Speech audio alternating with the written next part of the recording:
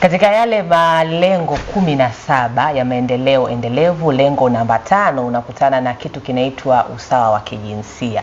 Lakini huo usawa wa kijinsia ni namna gani unaweza kufikiwa? Sasa katika mjadala wa kwanza siku hii ya leo tunao watu kutoka shirika lisilo la kiserikali ambalo linafahamika kama Women's Thrive Initiative. Tuko nao hapa kwenye mjadala.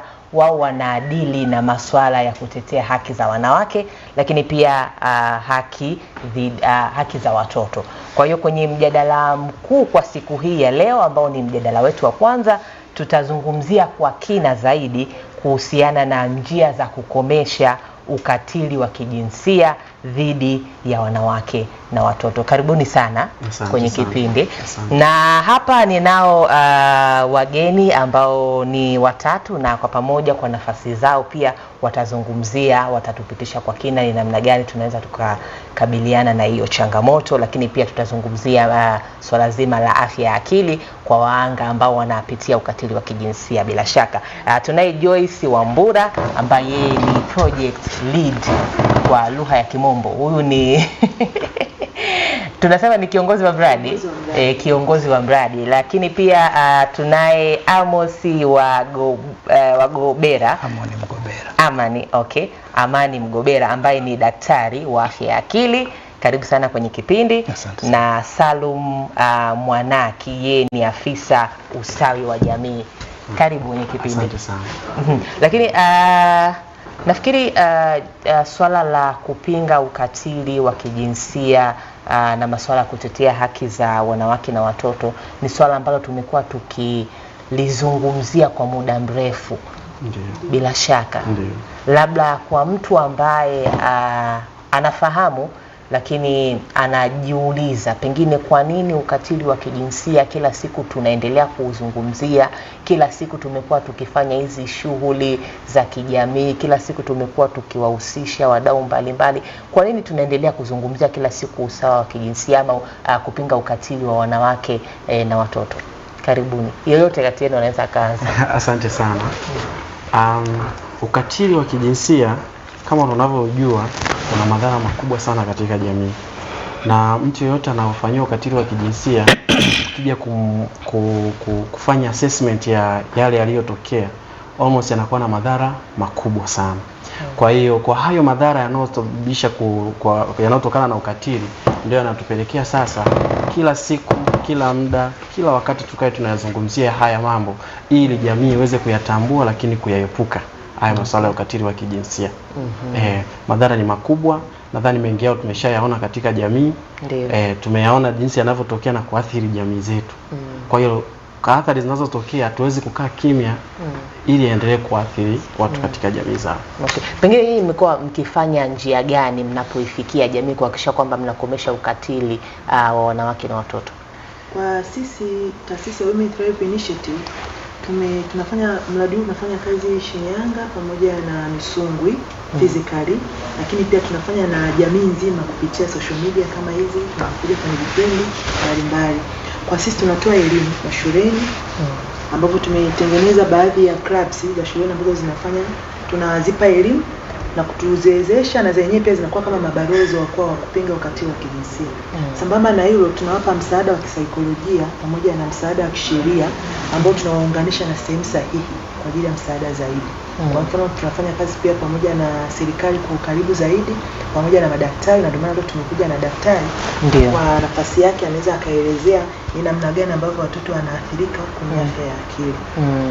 Kwa upande wa elimu, mara nyingi tunatoa elimu mashuleni pamoja na kwenye jamii kwa ujumla. Tunafanya midahalo kwenye jamii tukihusisha wazazi, maana ukatili hautokei shuleni tu, unatokea pia kwenye jamii ambapo ni nyumbani, wanakopita barabarani. Kwa ndio maana tunajitahidi sana ili tuweze kukutana na wazazi na wanajamii, hata kwenye vituo vya bodaboda, kwenye vituo vya IC tunakuwa tunatoa elimu, tunapaza sauti watoto waweze kuifikia elimu. Asante sana, umezungumza vizuri kwa njia ambazo mmekuwa mkizitumia ambazo zinawakusanya watu wengi, lakini pia watu wanapata kufahamu kiundani zaidi nini ambacho wanatakiwa kukifanya. Labda turudi kwa daktari.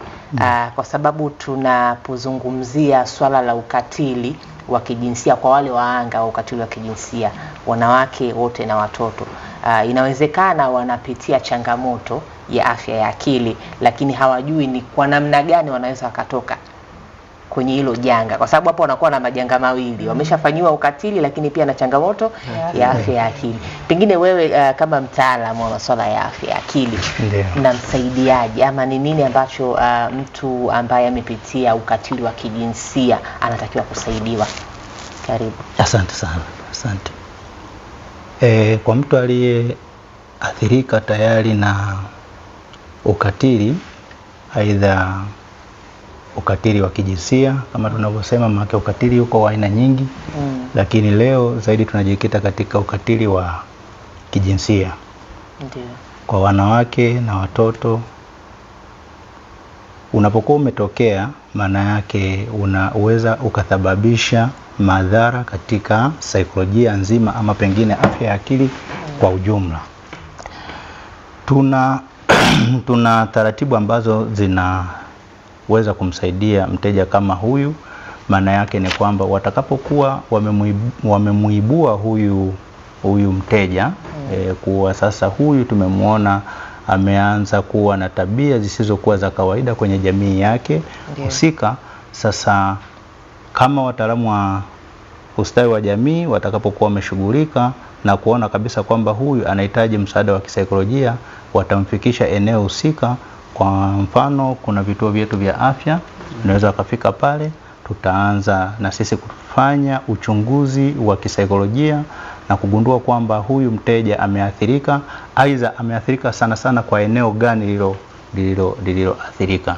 Kwa hiyo tutaona kama tunaweza tukaanza na matibabu ya tiba maongezi, tunaweza tukafanya matibabu ya tiba maongezi ama psychotherapy. Kuna matibabu ya aina mbalimbali. Yes, kuna matibabu ya aina mbalimbali, ama tukafanya matibabu yanayohusiana na dawa, na baada ya hapo mteja wetu anaweza akarudi kwenye hali ya kawaida, akawa ameepuka au akawa amepata nafuu juu ya matatizo ya afya ya akili.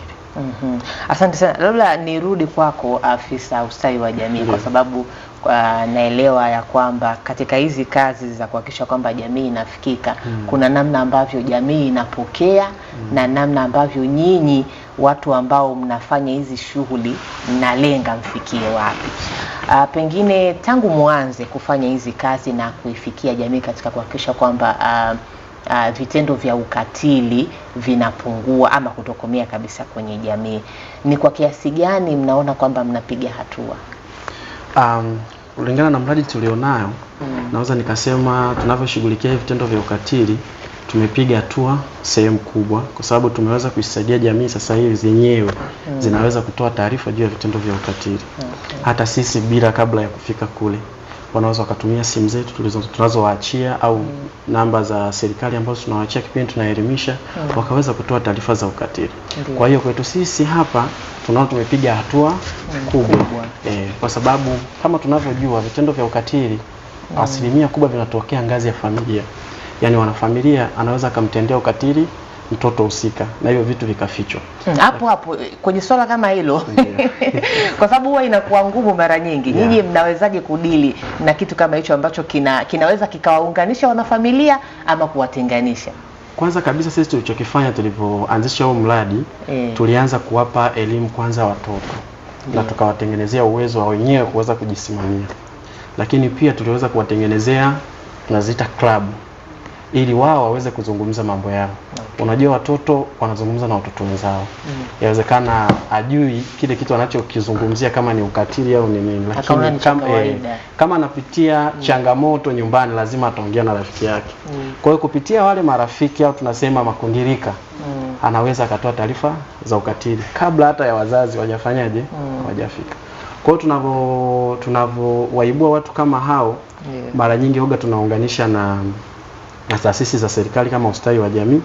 Ustawi wa jamii wanaweza wakamsimamia yule mtoto, hata ikiwezekana kumuondoa kabisa kwenye familia mpaka pale atakapotoa ushahidi wake mahakamani kama kuna hiyo vitendo vya ukatili, lakini baadaye afisa ustawi wa jamii atafanya tena utaratibu, atamuunganisha tena na familia yake. Kwa hiyo sisi tumekuwa tukifanya kazi kubwa sana, kazi na serikali na na hawa local leaders ili kuweza kuwasaidia hawa watu kama hao. Okay. Kuongezea hapo pia. Karibu. Kuongezea hapo pia, yani hizo club ambazo tumeanzisha zinaitwa Chain Breaker Club ni kama mabalozi. Tumeweka kama mabalozi wa kupinga ukatili wa kijinsia. Na wenyewe tuliwatumia kama alivyoelezea afisa hapa kwamba ni watu wa karibu sana wa kutupa taarifa. Na ni kweli tumepiga hatua, maana wanatupa taarifa kila tunapokuwa tunatembelea. Kwa sasa mradi wetu unafanya kazi na shule 9 ambazo tumeanzisha club. Kwa Mwanza tuna shule 5 ambazo ziko Misungwi pamoja na Shinyanga. Kwa hiyo kila tunapokuwa tunaenda kutembelea kwenye hizo club kwa ajili ya kuwapa elimu na activity nyingine ambazo wanazifanya, lazima wanakuwa wanatupa taarifa. Hizo taarifa ni za usiri, kwa kuna namna ambavyo tunatumia kuzipata. Na kwao inakuwa ni rahisi sana kupata taarifa hizo kwa sababu sisi wako karibu. Na pia huwa tunatumia njia ya kuwauliza, labda kwa mfano hiyo club ina kwanza watoto wa form 1 mpaka watoto walioko form 4. Wako tofauti. Wanafunzi 35. Kwa hiyo tunawauliza labda kwanza mmeanza form 1 kwa waliko form 4 mpaka mliko form 4 au kwa huu mwaka tuseme kwa mwaka jana mzima mpaka mwezi wa 12 ndio waanza mwezi wa kwanza mpaka mwezi wa 12 wote mpo shuleni. Okay. Kwa hiyo tukianza kuangalia kwamba hapo shule nyingine wanaweza kusema hapana, kuna wawili wapo shuleni au kuna wangapi, tunaweza kufuatilia kuanzia hapo. Kama kwa nini hawapo hatujapata taarifa kamili. Kwa hiyo ukifuatilia unaweza kukuta labda ni changamoto za kifamilia ndio zimesababisha mtoto hajafanyaje, hajakuwepo shule kipindi hicho. Au labda kuna ukatili kaupitia uko nyumbani au mtaani, labda alisikika ukawa labda hadharani akasababisha akajisikia aibu akashindwa kuja shule. Kwa sisi tunaanzia hapo. Tunaanzia kwenye familia mpaka kumrudisha shuleni. Kwa hiyo zile klabu inakuwa ni rahisi sana kwetu sisi kupata taarifa za ukatili ambao unatokea aidha mtaani au mashuleni. Sawa, mtazamaji, bado tunasonga mbele kwenye kipindi cha Tuongea Asubuhi, na sasa tupo kwenye mjadala.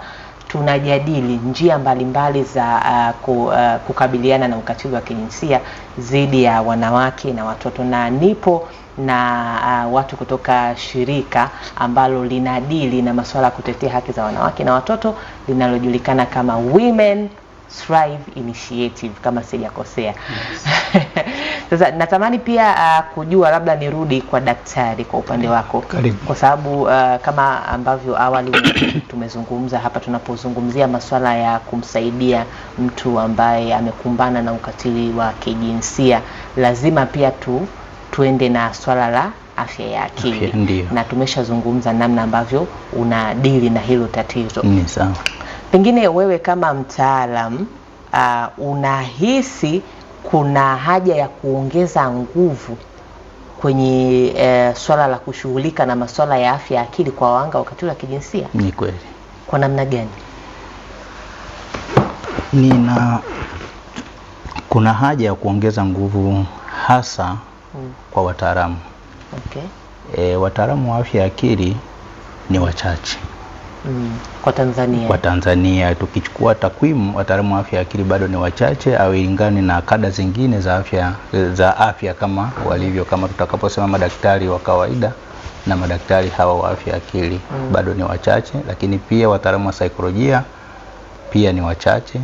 Kwa hiyo ikiwa ni kama rai kwa serikali kwamba ikiongeza wigo wa kuweza kudaili wa madaktari wengi hasa wa afya akili pamoja na magonjwa ya kisaikolojia wakawa wengi, manake kwa hili swala la ukatili, manake wanaweza wakaenda mpaka kwenye ngazi ya jamii badala ya kuwa wanaokuta katika vituo vya kutolea huduma kama vile hospitali. Kwa hiyo kwa sasa bado uhitaji ni mkubwa kwa wataalamu wa afya akili. Sawa. Nirudi kwako pengine afisa usawi pamoja na kiongozi wa mradi hapa. Tangu mwanze kufanya hizi kazi za kijamii, nyinyi kama Women Thrive Initiative, naona kuna mahali mnahitaji kuongeza nguvu kutokana na zile kazi ambazo mmekuwa mkizifanya na matokeo ambayo mmekuwa mkiyapata? Ndio, kwa upande wetu tunatamani kuongeza wingi wa tuweze kufikia mbali zaidi. Kama sasa hivi tunavyosema kwamba tunafikia shule 9. Naona hazitoshi kwamba tunataka hata shule 50, 100 tufikie wote. Naona kwa shule 9 tunaona ni chache sana. Kwa hiyo tunatamani tuende zaidi, maana ukatili upo, sio kwamba upo na unafanyika katika kila eneo. Kwa hiyo tunatamani tuende zaidi. Kwa uwezo wetu wa mradi ambao tunao ndio tunafikia hapo kwenye shule 9. Na pia katika shuleni na jamii, kwenye jamii tunaenda tunafanya midahalo kupitia serikali za mitaa. Kwa serikali za mitaa zinapokuwa zinaitisha inaitwa vile mikutano ya kijamii. Hivi watu wao wanaenda kwa mikutano ya kijamii. Okay. Kuuliza pembe kama kawaida, wenyewe serikali kama mwenyekiti wa mtaa ambao tunafanya nao kazi sambamba, kwa wakiwaita tunakuepo na sisi tunatoa elimu kupitia. Na kama ikitokea muhanga akapatikana au amesikika, tunafuatilia sasa binafsi. Tunafuatilia kitu kwa tunaongozana na serikali ya mtaa kama mwenyekiti wa mtaa pamoja na maafisa ustawi au maafisa maendeleo wanaokuepo eneo hilo. Kwa hiyo tunatamani tufanye zaidi ya hapo tu. Okay, mfike mbali. Na kuna swali ambalo sikuuliza nafikiri mwanzoni. Umezungumza kwamba kuna shule 5 kwa Mwanza na shule 4 kwa Shinyanga. Pengine Women's Thrive Initiative inafanya kazi Tanzania nzima ama inafanya kazi kwenye mikoa gani? Inafanya kazi Tanzania nzima, lakini kwa huu mradi unafanya kazi mikoa miwili, Mwanza na Shinyanga. Sawa. Afisa ustawi, nirudi kwako pengine. Kwenye kazi ya kuhakikisha kwamba vitendo vya ukatili wa kijinsia vinakoma ama taarifa zinapatikanika, inaweza ikawa ni changamoto endapo jamii haitakuwa na ushirikiano mzuri. Kweli kabisa. Yes. Sasa natamani sana kufahamu kwa upande wa watu wa karibu, ukiachana tu na baba na mama pengine ambao wanaweza wakasababisha tatizo, kwa watu wa karibu ambao siku hizi tuna ile huyu sio mtoto wangu, hata akifanywa kitendo cha ukatili wa kijinsia inawezekana ukabaki nacho. Nyinyi pengine mnafanya nini kuhakikisha kwamba hilo swala pengine linabadilika ili kila mmoja aweze kuwajibika kama mwanajamii? Unajua kikubwa mimi nasemaga ni elimu. Yule mtu afahamu the nature, yani ukatili wa kijinsia jinsi unavyokwenda. Leo unaweza kusema kwamba huyo mtoto anayefanywa ukatili sio kwangu anihusu. Lakini kumbuka huyo ndo mwalimu wa kesho. Ndio. Huyo ndo daktari wako wa kesho. Kama akupendwa, akufundishwa namna ya kupendwa, akaishi katika mazingira ya ukatili, huyo anayekwenda kufundishia mtoto wako atamfundisha mtoto wako katika mazingira gani? Kwa hiyo ni kitendo cha kuambia jamii ijue kwamba huyu mtoto wako unayemwona, kwa huyu mtoto wa jirani unamuona kwamba sio kwako, anafanyia vitendo vya ukatili na unamwacha. Hata ubaki mtoto milele, yule anakuwa. Sasa kama hajapendwa, amelelewa katika mazingira ya kufanyia ukatili, kana kwamba jamii nzima imemfanyaje? Imemkataa. That's why amekuwa katika mazingira ya ukatili. Kwa hiyo huyu hata akiwa mwalimu baadaye hawezi kuwa na upendo. Kwa hiyo jamii ikishajua hivyo, lazima ita take serious katika malezi na makuzi ya hao watoto. Itawalinda wale watoto. Kwa hiyo kikubwa ni kuelimisha jamii itambue madhara ya ukatili hayaishi leo, yanaendelea kama daktari anavyosema. Mtoto akishaathirika kisaikolojia, hii haishi leo. Asipopata matibabu, haishi leo, itaendelea, atakuwa mkubwa, atakuwa mtaalamu, atakuwa afisa ustawi kama mimi, hajawahi kupendwa, amelelewa katika mazingira ya ukatili. Atatuhudumiaje kesho yake ambapo atakuwa na hasira. Kuja tu hapa wengi ofisini. Kwa hiyo kikubwa, ndugu mtangazaji, ni kuelimisha jamii iweze kutambua madhara haya ya ukatili, kwamba sio kwamba yanaishia hapa, yanaendelea. Kwa visa mkasa ambavyo mmevipokea, najua nyinyi lazima mtakuwa mna hizo taarifa. Kwa visa mkasa ambavyo mmekuwa mkivipokea vya ukatili wa kijinsia, kuna mtu ambaye amewahi kuripoti taarifa hiyo kwenu na sio mzazi ama sio mtu wa karibu sana, inawezekana ni mtu baki tu? Yes. Kuna watu wa namna hiyo? Kuna watu wa namna hiyo. Tuna sehemu huko tunakohudumia, tunakofanya kazi. Kuna mtoto alikuwa anapitia sana kipigo. Yaani anapigwa, hata ukija kumvua nguo unaona kabisa kuna alama. Kwa hiyo kupitia majirani waliweza kutusaidia jamani. Na tena tulikuwa tumemaliza kutoa elimu. Anakufuata mwananchi, jamani, kuna mtoto fulani kwa jinsi ulivyotufundisha anafanywa vitendo vya ukatili, anapigwa sana. Na ni kweli tulivyofika pale kwenye ile nyumba, ni kweli mtoto anafanyaje? Anapigwa kupitiliza. Lakini cha kushangaza, kama tunavyosema kwamba ukatili hauishi leo, unaendelea. Tulivyomuuliza yule mama, kwa nini unampiga mtoto kiasi hiki? Anauliza, mimi nimempiga huyo au nimempapasa? mimi nilikuwa napigwa. Kwamba anaona yani alipompiga ni kidogo, ana haki ya kupiga zaidi. Mimi nilikuwa napigwa bwana. Mimi nilikuwa napiga mamangu mpaka ananing'iniza kwenye kamba. Kwa unaona yeye alivyolelewa vile kunying'inizwa kwenye kamba, ameona ni swala la kawaida la malezi ya watoto, kwamba watoto lazima wapigwe, walelewe kwa namna hii. Lakini kwa hatua mbalimbali tulizoweza kuchukua, sasa hivi wanaishi kwa amani na mtoto wake anaendelea kumlea kama kawaida. Okay. Asante dada Joyce, wito wako kabla sijaja hapa kwa daktari pengine. Wito wangu mimi ni kwa wazazi. Yaani tunaomba wazazi, serikali pamoja na jamii kwa ujumla tushirikiane kwa pamoja kupinga ukatili wa kijinsia dhidi ya wanawake na watoto. Kwa hiyo tushirikiana, kwa mfano tunashindwa kwenda sana kutokana na ushahidi pia. Kwa mfano unaweza ukakuta mtoto karipotiwa amefanywa ukatili wa kijinsia. Lakini familia haitaki kutoa ushirikiano. Kwa sisi kama shirika huwa tunawaunganisha tu na msaada wa kisheria. Ili sheria nayo ifuate mkondo wake. Sisi hatuwezi kuingia mpaka kwenye sheria. Sasa tukishawapeleka kwenye sehemu sahihi ya sheria, ushirikiano unakuwa mchini. Kwa wito ni kwa wazazi, kwa jamii kwa ujumla, wakisikia vitendo vya ukatili wasivikalie kimya, waviweze kuviibua. Unasema kidole kimoja hakivunji chawa. Kwa hiyo tukiwa pamoja, tukiungana, serikali, wazazi, jamii kwa ujumla pamoja na sisi, tunaweza kukomesha ukatili wa kijinsia. Asante sana. Daktari, kwenye masuala ya afya akili, yani hapa mara nyingi sana huwa kuna shida mtu unapomwambia matibabu ya afya ya akili. Neno lako ni nini? Nashukuru sana. Sababu unajua hapo bado tuko nyuma. Wengi sana unakuta mtu pengine anadili tu na masuala ya ukatili wa kijinsia, lakini unamwambia okay, fine. Umemaliza kumsaidia, pengine umemuokoa yule mtu kwenye mateso ambayo amekuwa anayapitia. Baada ya hapo ni nini? Hawezi anakuambia. Wachache sana ambao wanakuambia swala la matibabu ya afya ya akili. Kwanza mtu ukishamwambia tu afya ya akili anajua ameshachanganyikiwa. Ameshachanganyikiwa, unajua ni chizi. Kwa hiyo pia unakuwa ni mdogo. Of course. Ni kweli. Sasa madhara kama yanapokuwa yametokea, ni kweli yana uwezo wa kusababisha matatizo ya afya ya akili, ama pengine kisaikolojia pia huyu mtu aliyefanyiwa ukatili anaweza akawa ameathirika moja kwa moja. Miongoni mwa shida anazoweza kuzipata ni pamoja na kuwa na sonona. Sonona kitaalamu wanaita ni depression. Inaweza ikamsumbua akawa anaishi nayo kwa muda mrefu. Lakini pia anaweza akawa mtoto umemjengea, kama ni mtoto alifanyiwa ukatili huko nyuma, pia anaweza akawa na shida ya ugonjwa wa wasiwasi, anxiety kitaalamu wanaita. Huyu mtoto anaweza akakua akiwa na shida kama hii, lakini pia anaweza akawa na tabia na huruka tofauti na jamii. Tunasema ni magonjwa ambayo tunasema ni personality disorder. Pia inaweza ikawa imemsumbua. Mwisho wa siku unawezekana ukaona mtoto pengine yuko kama anaweza akawa ni antisocial, yani ana tabia achangamani na watu wengine, lakini pia inawezekana ni wale ambao wanakuwa na